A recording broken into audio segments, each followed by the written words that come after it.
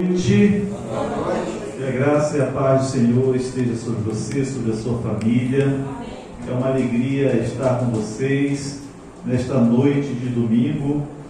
Foi um dia realmente bonito, né? Ensolarado, muito abençoado. Espero que você tenha aproveitado bastante esse dia. E agora estamos aqui na casa do Senhor, buscando a presença dEle, nos fortalecendo, buscando a bênção do Senhor para termos uma semana mais do que abençoada. Eu quero, desde já, convidar você para mais uma palavra de oração. Vamos fechar os olhos, vamos falar com Deus. Senhor, em Tua presença, Pai, nos encontramos. Precisamos, Senhor Deus, do Teu Espírito, pois somente Ele, Senhor Deus, pode iluminar a nossa mente para receber luz, ó Pai, da Tua palavra. Abençoa os Teus filhos nesta noite, derrama sobre todos a Tua graça, o Teu poder e a Tua misericórdia. Em nome do Senhor Jesus te rogamos. Amém. Muito bem, queridos, eu quero nesta noite meditar com vocês em um tema muito importante. Não temos dúvidas de que o personagem central das Escrituras é o nosso Senhor e Salvador Jesus Cristo. Amém. A Bíblia fala de Jesus. A Bíblia revela a pessoa do Senhor Jesus. Tanto no Antigo quanto no Novo Testamento, Jesus está no centro da atenção dos profetas, dos apóstolos. O Senhor Jesus é o personagem central. E sabe, Jesus também é a eloquência de Deus. A Bíblia diz que Deus falou muitas vezes, de muitas formas, de muitas maneiras, aos pais pelos profetas. Deus, Ele falou através de sonhos, Deus, Ele falou através de visões, Deus, Ele usou muitas formas, muitas maneiras de falar aos seus filhos, mas a eloquência de Deus é através do Senhor Jesus. A palavra diz em João 1, versículo 14, e o Verbo se fez carne e habitou entre nós. O próprio Senhor, o próprio Criador, Ele veio habitar conosco aqui nesta terra. E quando Jesus esteve aqui, Ele falou sobre muitas coisas. Jesus falou sobre vários assuntos, ensinou muitas coisas. Jesus falou, por exemplo, sobre o amor, não é verdade? Jesus pregou sobre o amor, pregou sobre misericórdia. Jesus ensinou lições importantes para as pessoas naquela ocasião. Mas você sabe qual foi o tema que Jesus mais pregou? Você sabe qual foi o tema que Ele mais enfatizou nas Escrituras? O assunto que Ele mais gostava de falar? Quem sabe?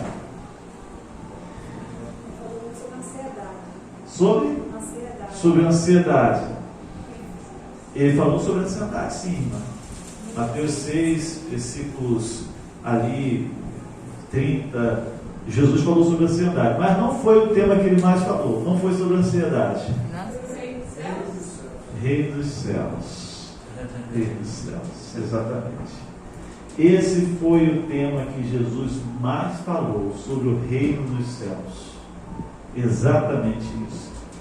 Interessante que você vai perceber que o assunto não era um assunto novo, porque o reino dos céus já havia sido profetizado pelos profetas. Tantos profetas falaram sobre o reino dos céus. Isaías falou sobre este reino. Nós encontramos nos Salmos, e talvez um que se destaca seja Daniel. Você está lembrado do capítulo 2, que o sonho do rei termina de que forma? Com uma pedra atingindo a estátua, e aí então um reino é estabelecido que iria durar para sempre. O reino dos céus é algo anunciado pelos profetas no Antigo Testamento. E chama sua atenção que quando os profetas falam do reino dos céus, os profetas não apontam para um lugar. Ele sempre se refere ao reino do céu como algo que viria em determinado tempo. Em determinado tempo. Não fala a respeito do reino dos céus, localizando ele de forma geográfica ou num local específico. Se você abrir a sua Bíblia em Mateus capítulo 3, abra aí, Mateus capítulo 3, vamos ler o versículo 1 e o versículo 2. Você vai encontrar um outro personagem também falando a respeito disso. Mateus 3, verso 1 e 2. Quem achou, diga amém. Quem não achou, misericórdia. Então, Mateus 3, verso 1 e 2. O que está escrito aí em Mateus 3, versículo 1 e 2? Quem gostaria de ler para a gente? Carlos, pode ler então. Naqueles dias apareceu João Batista pregando no deserto da Judéia e dizia: arrependei-vos, porque está próximo o reino dos céus. Muito obrigado, meu amigo. Quem foi João Batista? O precursor de Jesus, a voz que clama no deserto, aquele que viria antes do Messias para preparar o caminho do Senhor. João Batista, ele veio com o mesmo zelo, com o mesmo ímpeto do profeta Elias, como um reformador. E ele vem anunciando esta mensagem. E qual é a mensagem? Arrependei-vos. Arrependei-vos, porque está o quê? Próximo o reino dos céus. Essa era a mensagem. Arrependei-vos, porque está próximo o reino dos céus. Eu quero chamar a sua atenção para esse apelo de João Batista. Interessante que quando nós falamos de arrependimento, o que vem à nossa mente? Para nós, o que significa arrependimento?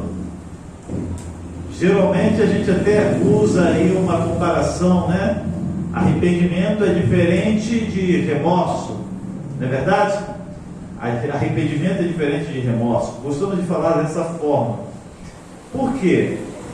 É interessante, queridos, que a palavra no original aqui é metanoia. A palavra no grego, para esse termo usado por João Batista, arrependei-vos. E a conotação desta palavra dá o sentido de uma mudança de pensamento, uma mudança de atitude, uma mudança de vida. Perceba que o convite feito por João Batista a aquelas pessoas que o assistiam era para que elas se arrependessem, era para que elas mudassem de pensamento, mudassem de atitude, mudassem de vida. Para quê? Para receberem o reino dos céus. Para receberem o reino dos céus. Tanto é que você verá João Batista pregando para a sociedade de seus dias, e ele começa então a clamar para que as pessoas mudem de vida. É interessante que ele se dirige aos soldados daquela época, e ele diz para os soldados: contentem-se com o seu soldo, ou seja, com o seu salário. Estejam satisfeitos com o seu salário. Ao falar isso, o que ele então estava repreendendo? Oi? Exatamente, minha querida irmã. Exatamente isso. Porque a corrupção era uma realidade dentro daquele meio. Como é hoje, depois de 2000 anos, percebemos que muita coisa continua do mesmo jeito. E ele começa a falar. Ele se dirige ao rei daquela ocasião, a Herodes, e declara que Herodes estava vivendo numa relação ilícita, porque ele estava com a esposa do irmão. Entende? E o chamado dele era para que o povo se arrependesse, para que o povo mudasse de vida, para que o povo obedecesse, a fim de receberem o reino dos céus. A fim de receberem o reino dos céus. Interessante que na sequência, quem vai a João Batista? Jesus, para ser batizado. Jesus então é batizado, e ao sair da água, você já conhece os fatos ocorridos ali, né? A Bíblia declara: ouve-se a voz do céu, declarando: este é o meu filho amado, em quem me comprazo. O Espírito Santo desce em forma corpórea sobre Jesus como uma pomba. Todas as evidências estavam constatando que aquele Galileu, aquele Nazareno, não era mais um simples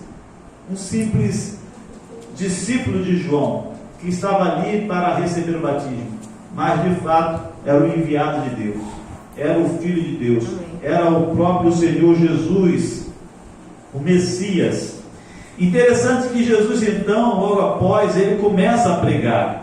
No verso 17 do capítulo 4 de São Mateus, Jesus prega, e olha o que está escrito aí: daí por diante passou Jesus a pregar e a dizer: arrependei-vos, porque está próximo o reino dos céus. Arrependei-vos, porque está próximo o reino dos céus. E a pregação de Jesus, o apelo de Cristo, é semelhante ao apelo de João Batista. Interessante, queridos, que a preocupação de Jesus é que as pessoas estivessem prontas para receberem o quê? O reino dos céus. E quando eu falo o reino dos céus, você talvez possa estar imaginando que esse reino ele está situado no céu, né? Talvez você esteja pensando assim dessa forma, porque está aqui reino dos céus. Você vai ver que nos demais evangelhos, os considerados sinóticos, a expressão usada em Lucas e em Marcos está ali como reino de Deus. Reino dos céus em Mateus e nos outros reinos de Deus. Se trata da mesma coisa. A expressão usada por Mateus, alguns estudiosos acreditam ser reino dos céus, usada por ele, pelo fato de que o público-alvo de Mateus eram os judeus. E para os judeus, falar o nome de Deus era algo muito, muito difícil.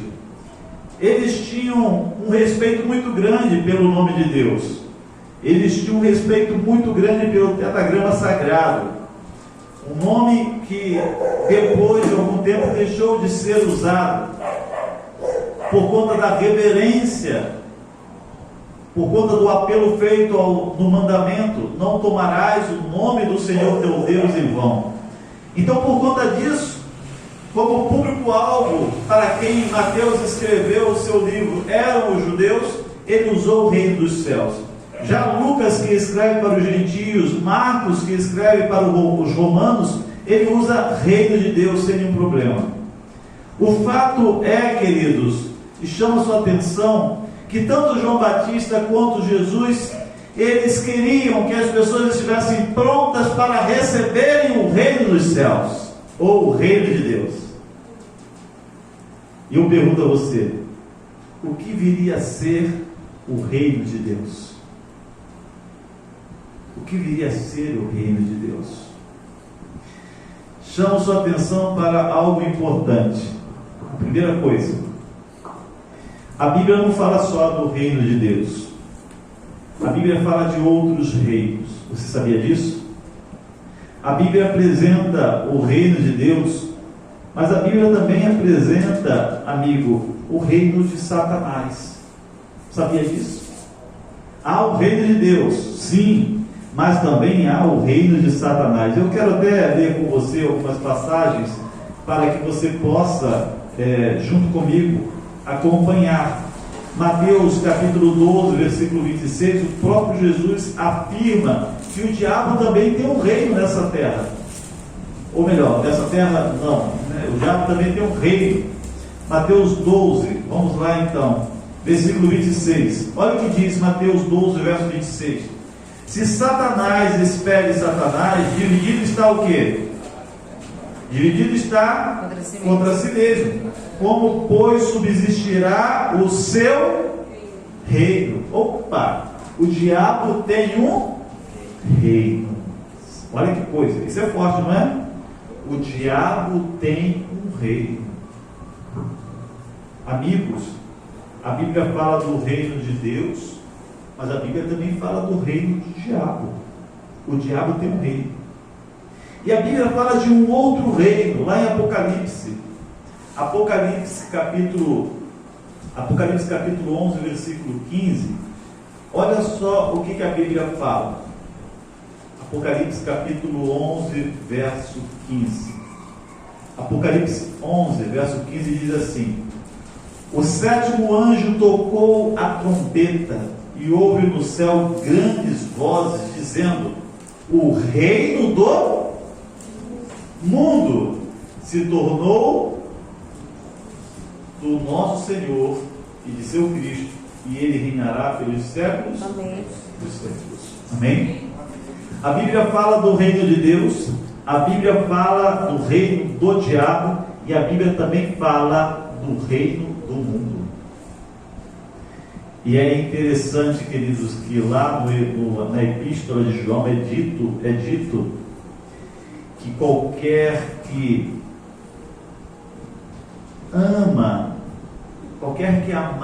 o mundo, o amor do Pai não está nele. Olha que coisa! Aquele que amar o mundo, o amor do Pai não está nele. E é interessante quando você vai em Colossenses capítulo 1, a partir do versículo 13, você vai encontrar ali a Bíblia dizendo que Cristo nos libertou do império das trevas. Nós fomos libertos do império das trevas. Império das trevas. Por que eu estou dizendo isso? O que é o império das trevas? O que é o império das trevas? Você achou aí? Pode ler para a gente, Jéssica? Leia, por favor. Capítulo 1, versículo 13 em diante. 13. Diz assim: excelência da pessoa e da obra de Cristo. Ele nos libertou do império das trevas e nos transportou para o reino do Filho de seu amor, no qual temos a redenção, a remissão dos pecados. Este é a imagem do Deus invisível, o primogênito de toda a criação. Pois nele foram criadas todas as coisas, nos céus e sobre a terra, as visíveis e as invisíveis, sejam tronos, sejam soberanias, quer principados, quer potestades. Tudo foi criado por meio dele e para ele. Obrigado, Jéssica. Amém? Amém, irmão? Amém. Queridos, preste só atenção que a Bíblia está dizendo que Deus nos libertou através de Cristo do império das e nos transportou para o reino do seu Filho, para o reino do Senhor Jesus em seu amor, para o reino de Deus. E o que é o império das trevas? O império das trevas é a coalizão, queridos, a coalizão, a aliança do reino do diabo, do reino deste mundo, que se levanta contra quem?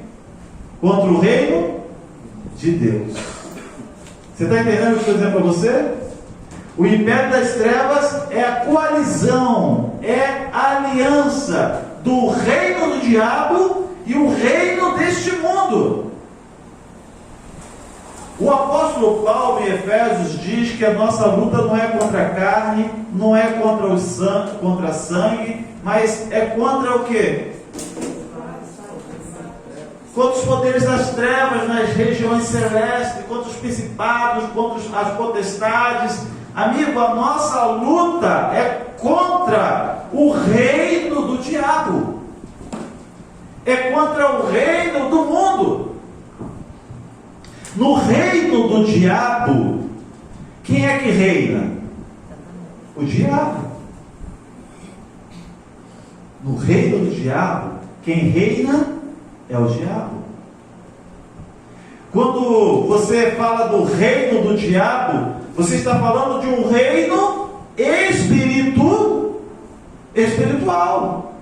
Tanto é que você não pode usar as mesmas armas neste reino, porque não adianta, porque você está lutando contra seres espirituais. No reino do diabo, quando Jesus chega, ele lida com pessoas endemoniadas, pessoas possessas, pessoas enfermas por conta de um espírito imundo. Esse é o reino de quem? Do diabo. É o reino de Satanás. Você está entendendo? Então é uma realidade. Mas também existe o reino do mundo, que está aliado com o reino de Satanás. No reino do mundo existe um agente que geralmente domina o ser humano e dá a mão ao inimigo. Esse agente é o eu. É o eu. O eu é que, infelizmente, se põe em inimizade contra Deus. A natureza humana, carnal, pecaminosa, que leva você a tomar decisões contra o reino de Deus, contra o Senhor. Você está entendendo? E é por isso que muitas pessoas andam alinhados com o inimigo, porque elas estão vivendo de forma natural ou carnal. A Bíblia diz lá no Evangelho de João, capítulo 3, Jesus em conversa com Nicodemos, ele diz: quem não nascer da água e do, não pode o quê? Não pode entrar no reino dos céus. Você está entendendo o que a Bíblia está dizendo? Olha o que Jesus também diz: Deus é Espírito e importa que seus adoradores o adorem. Jesus disse que Deus está procurando pessoas que o adorem em espírito e em verdade. Ou seja, Jesus está falando de um reino onde os súditos são espirituais. Em contrapartida, nós encontramos o inimigo atuando de forma espiritual e também natural, carnal, uma aliança contra o reino de Deus. Agora eu quero perguntar a você: o que é o reino de Deus? O que é o reino de Deus? Eu pergunto: seria o reino de Deus o céu? Sim ou não? Sim. Não. O reino de Deus não é o céu. Seria o reino de Deus a igreja? Sim ou não? Foi? A decisão seria Deus que está no reino de Deus para mim. Muito bem. Vocês estão caminhando, a gente está caminhando juntos.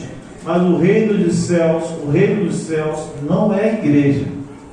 Embora haja uma íntima ligação entre o reino dos céus e a igreja, mas o reino dos céus não é a igreja. Não é a igreja. Entende? O reino dos céus não é a igreja.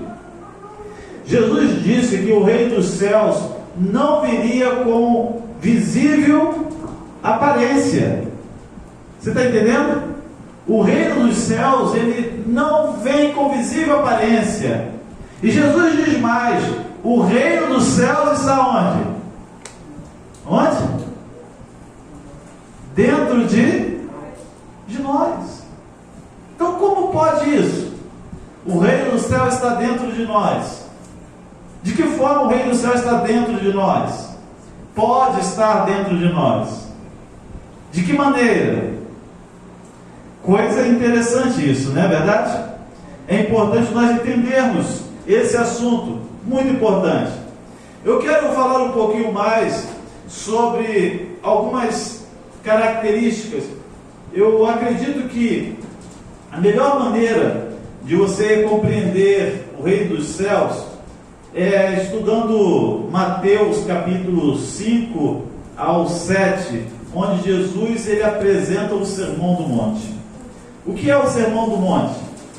O Sermão do Monte são os princípios deste reino, os princípios do reino dos céus.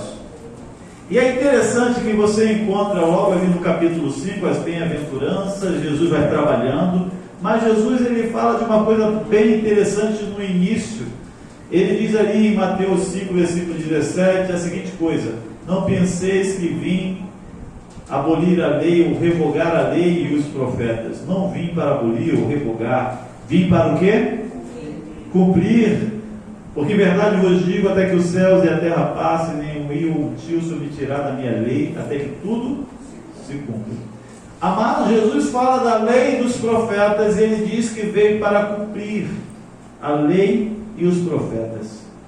E eu pergunto a você, o que na realidade, o que são a lei e os profetas? O que são a lei e os profetas? Quando ele diz, vim para cumprir a lei e os profetas, o que são a lei e os profetas? Quando Jesus se refere à lei e os profetas, Jesus está se referindo ao Antigo Testamento.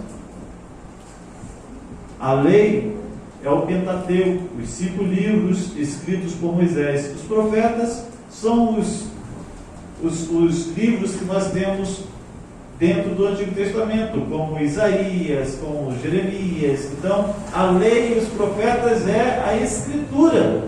E Jesus está dizendo aqui, olha, não pense você que eu vim aqui para jogar a Escritura por terra, eu vim para cumprir. Eu vim para cumprir. Eu vim para praticar. E isso é muito interessante. Por que isso é interessante? Se você for analisar o início da pregação de Jesus, como a de João Batista, o clamor era por arrependimento. Arrependei-vos, porque está próximo o reino. Jesus queria uma mudança de vida. E o que faz com que uma pessoa tenha a sua vida mudada, transformada? O que faz? É quando essa pessoa vive o que, queridos? Só quer mudar em busca de tudo. Quer mudar? Busca em Deus e vive aquilo que está nas Escrituras. Somente quando você obedece às Escrituras é que você tem a sua vida o quê? Transformada. É dessa forma que você tem a sua vida transformada. A palavra de Deus é um instrumento de Deus para transformar a vida do ser humano.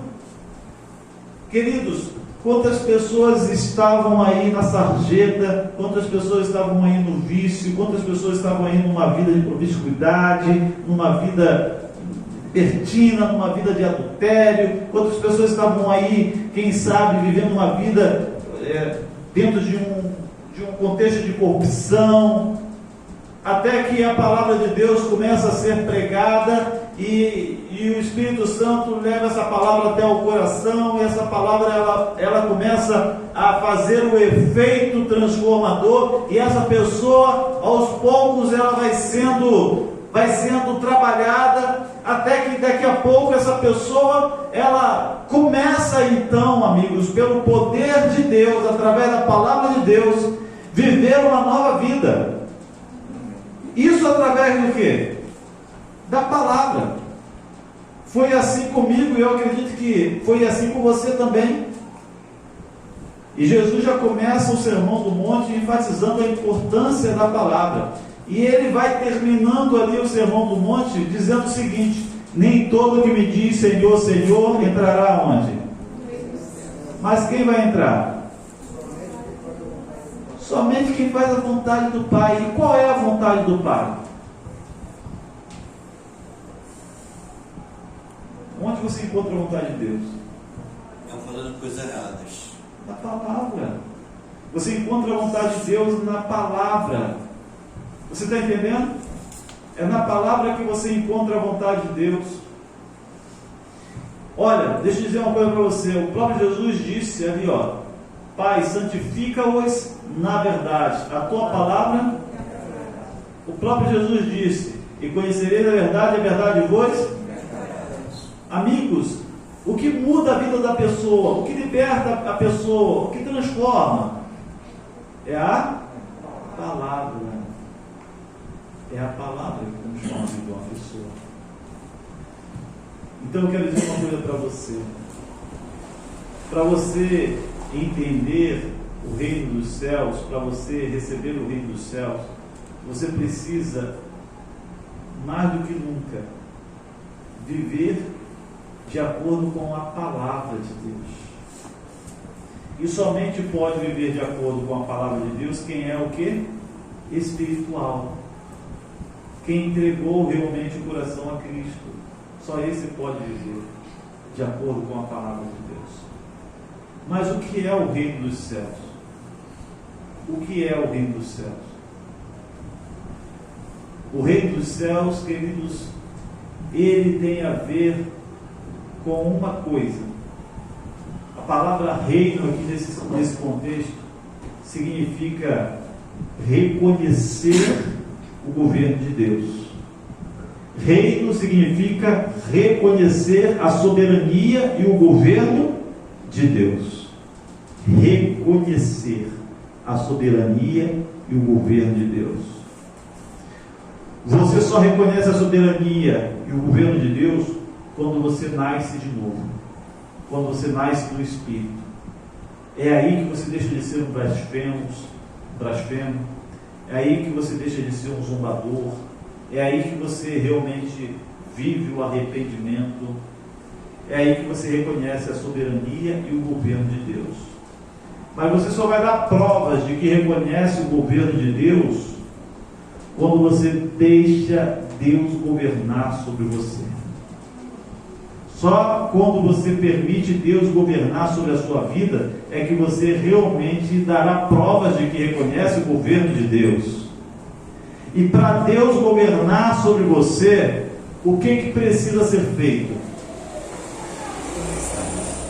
Para Deus governar sobre você, é necessário que aquilo que a Jéssica leu lá em Colossenses, capítulo 1, versículo 13 em diante, aconteça. É necessário que você seja liberto do império das trevas. Porque quando Deus não governa sobre você, quem é que governa? O diabo e o eu. O reino do diabo e o reino deste mundo. Quando Deus não governa sobre você, você vai fazer a vontade do diabo. Quando Deus não governa sobre você, você vai se deixar seduzir pelas coisas deste mundo. Já ouviu algumas pessoas dizendo assim: eu sei que a palavra de Deus diz isso, mas eu senti no meu coração que eu devia fazer isso.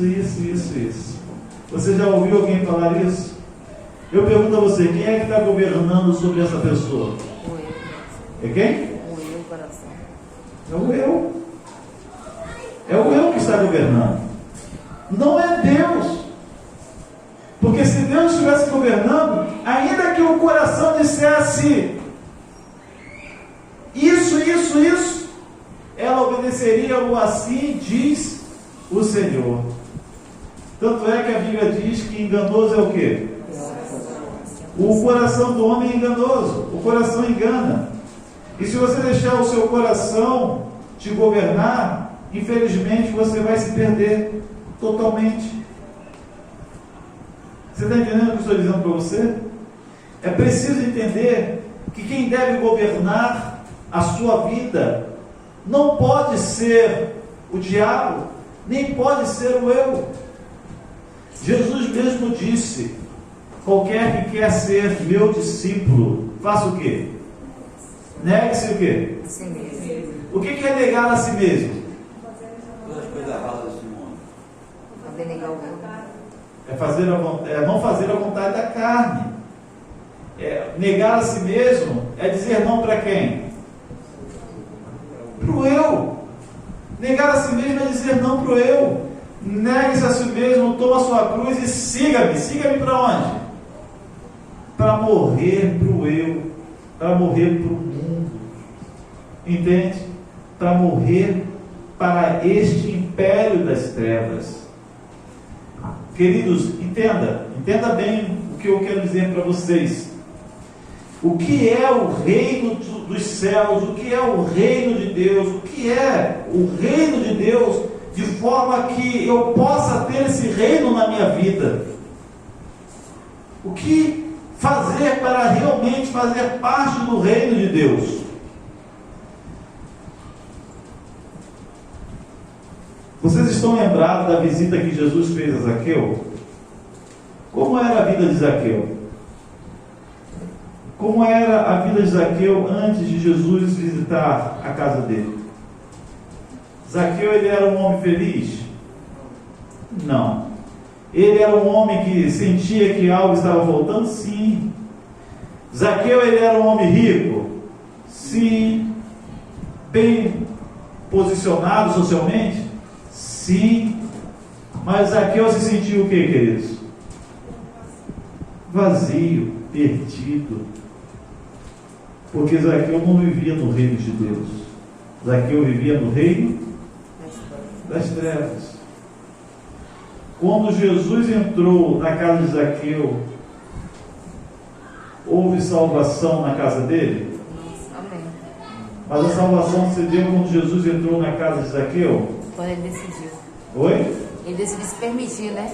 Quando ele decidiu o quê? Se permitir. Quando ele decidiu se permitir.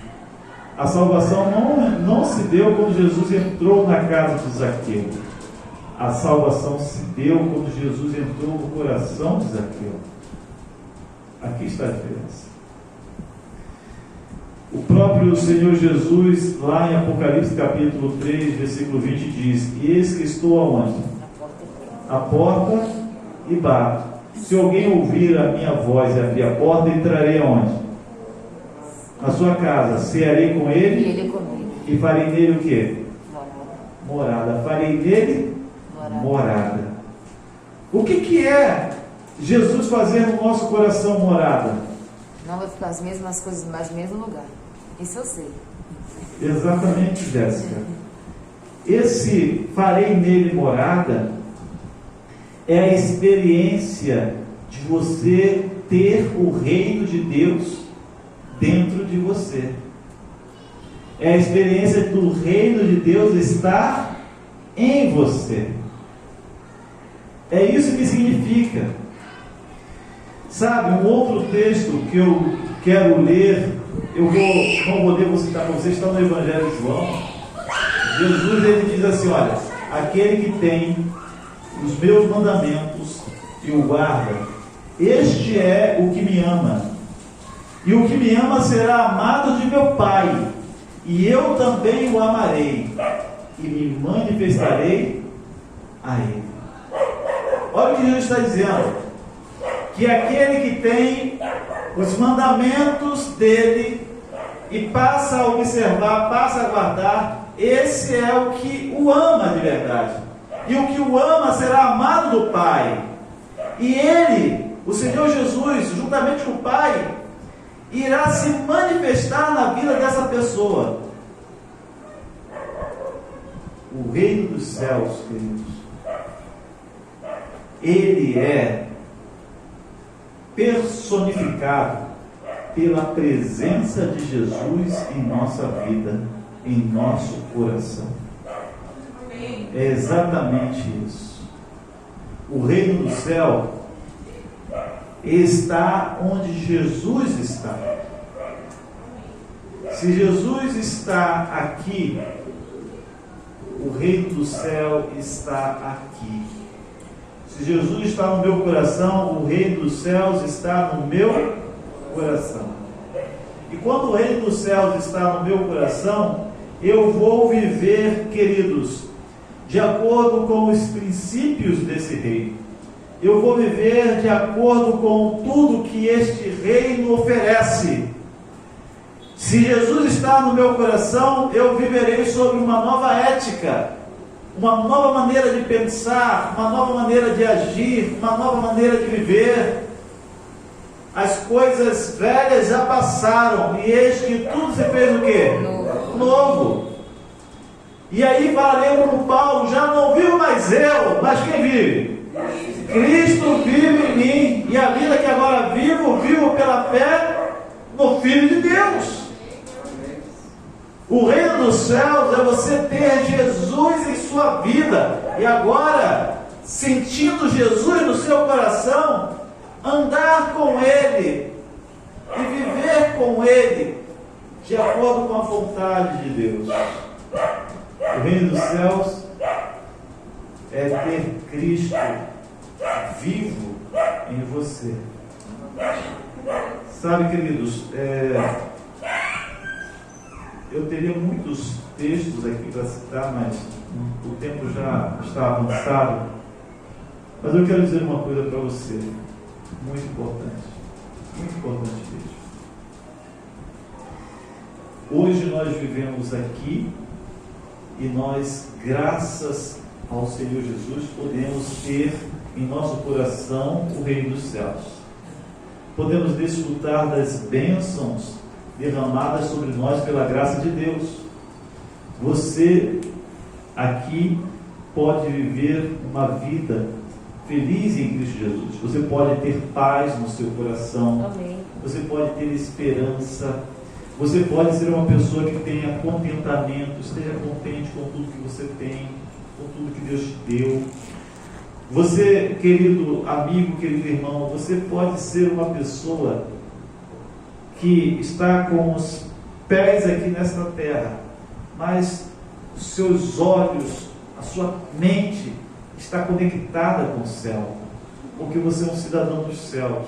Amém. O reino dos céus, ele está dentro de você e você está sendo guiado pelo Espírito, vivendo de acordo com este reino. E eu quero dizer uma coisa para você: dentro em breve, esse reino dos céus, que tem nos trazido tantas bênçãos celestiais, ele será estabelecido definitivamente aqui nesta terra. Amém. Quando Jesus voltar, quando ele regressar nas nuvens com poder e grande glória, então você entrará definitivamente para este reino materializado. Você terá a oportunidade de ver o rosto do seu Salvador. Amém. Você verá o próprio Deus. Você contemplará os anjos do Senhor. Você verá aqueles que foram depositados no túmulo saírem de lá ressurretos, glorificados. Poderá rever os seus entes que um dia foram separados de ti por ocasião da morte. Você irá ser levado pelo espaço até a cidade santa. Amém. Entrará nela e ali contemplará todas as maravilhas que Deus preparou para você. Você irá se deparar com um grande trono ali no meio da praça. Verá que há um ser glorioso assentado neste trono. É o Pai, é o nosso grande Deus. Amém. Você irá ver o rio de águas cristalinas que sai deste trono. Verá a árvore da vida que dá 12 frutos, um fruto a cada mês, por mês. Você irá ali poder comer do fruto e ter a sua vida prolongada por toda a eternidade.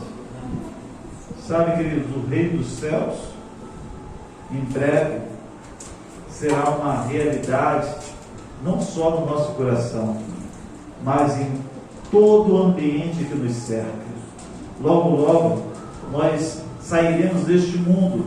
Você não mais verá os efeitos, os defeitos causados pelo pecado, por essa grande tragédia. Você definitivamente irá sair deste mundo. Você será salva, como foi salvo por Jesus da condenação do pecado, como foi salvo por Jesus do poder do pecado, mas você também será salvo da presença do pecado. Deixará de viver neste mundo contaminado pelo mal, de lidar com seres pecaminosos. Todos aqueles que aceitarem a Cristo Jesus e receberem o reino dos céus no seu coração, dentro em breve, irão viver num lugar que nós reconhecemos biblicamente como o paraíso de Deus. Amém. A casa do Pai. Para que você viva lá um dia. Não, Senhor Jesus. Você precisa viver aqui com o Rei dos Céus em seu coração. E você sabe que a chave para você ter o Reino do Céu no seu coração é tomando uma decisão ao lado de Jesus. É colocando Jesus em primeiro lugar na sua vida. É entregando a sua vida a Jesus. Saiba de uma coisa, queridos, você não tem muitas escolhas. Você só tem 3 escolhas. Na realidade, você só tem 2.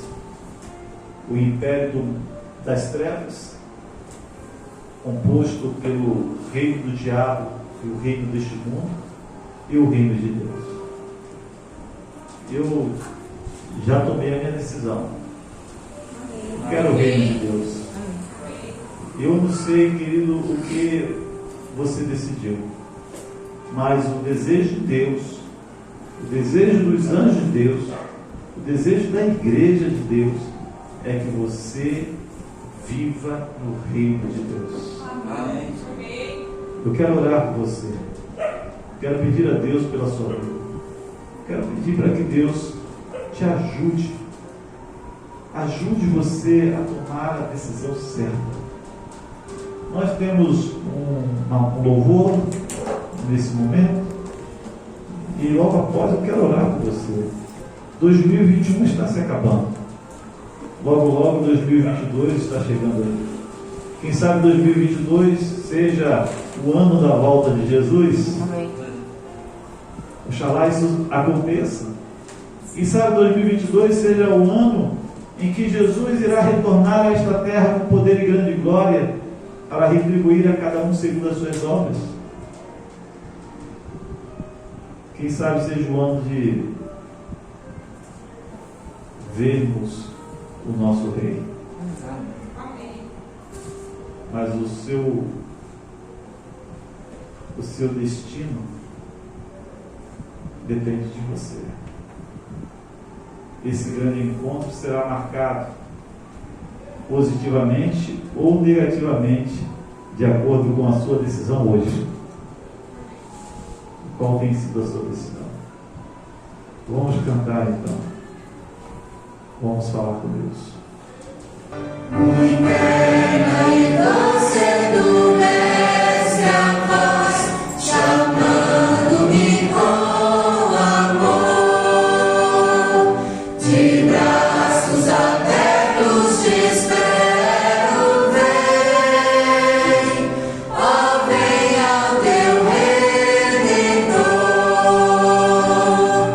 Cristo me chama, me quer salvar, é só um passo, é só confiar. Tudo eu sei, deponho no altar. Aceita-me tu, ó Cristo.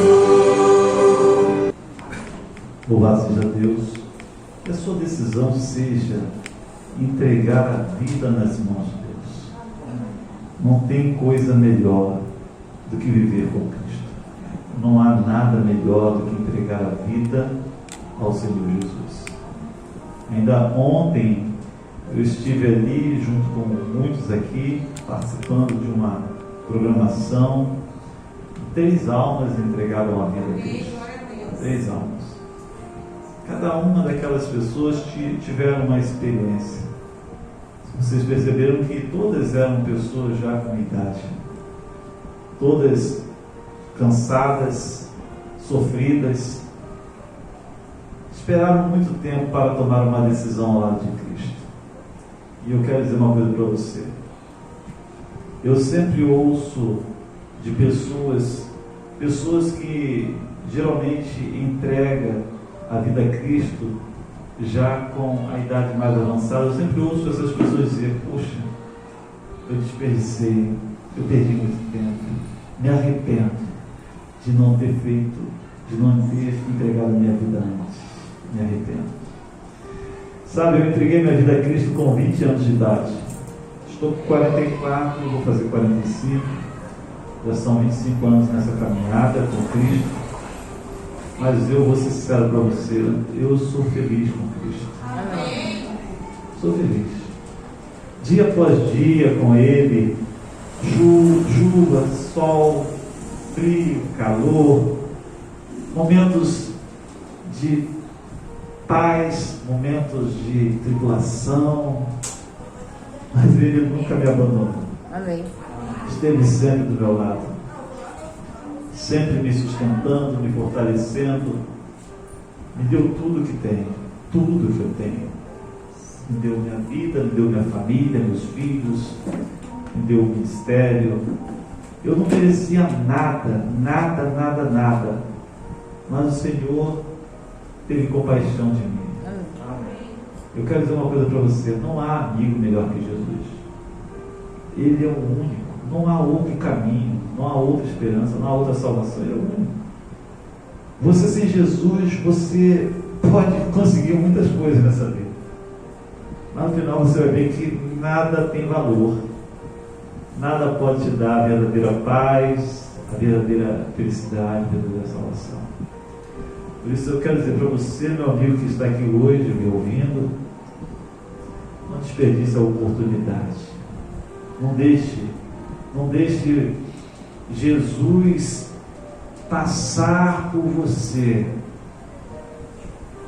sem que você o toque ou seja tocado por Ele. Não deixe Jesus do lado de fora do seu coração. Ouça o apelo dele para que você abra a porta. Abra. Quero orar por você agora e quero pedir a Deus que continue trabalhando no seu coração, que você entregue a sua vida ao Senhor. Vamos orar? Fala com Deus. Senhor Deus e Pai, nesta noite, Senhor, falamos um pouco sobre o reino dos céus. Há muito que falar sobre o reino dos céus. Há muito a estudar sobre esse assunto. É algo muito importante. Mas estamos saindo daqui com uma certeza de que o reino dos céus é a pessoa do Senhor Jesus em nossa vida, em nosso coração. O reino dos céus é onde Jesus está. O reino dos céus é reconhecer a sua soberania sobre nossa vida. Amém. O seu governo sobre a nossa vida. E permitir que o Senhor governe os nossos pensamentos, os nossos sentimentos, as nossas decisões. Pai, nesta noite nós temos aqui muitos irmãos que já estão experimentando a vida neste reino. Estão experimentando Jesus no coração. Há alguns aqui, Senhor Deus, que estão às portas desse reino. Alguns que, Senhor Deus, ainda não conseguiram, Pai, entender o real sentido da vida. E precisam, Senhor Deus, da ação do Teu Espírito. Amém, Senhor. Gerando, Senhor Deus, a centelha da vida, o milagre do novo nascimento. Senhor Deus, nós não temos poder para isso, mas o Senhor tudo pode. Peço ao Senhor que trabalhe em todos os corações, que neste momento, Pai querido, abre a porta para o Senhor. Toca de forma poderosa nessas vidas. Amém. Seja com os nossos queridos amigos que estão hoje aqui nesta noite. Que não seja apenas mais uma reunião, que não seja apenas mais um culto, mas que seja um encontro com o Senhor. Amém. Eu entrego, Senhor Deus, a vida de Teus filhos. Amém. Nas Tuas santas e poderosas mãos. Em nome do Senhor Jesus. Amém. Que Deus te abençoe. conceda uma semana poderosa na presença dele. Amém. Em nome de Jesus.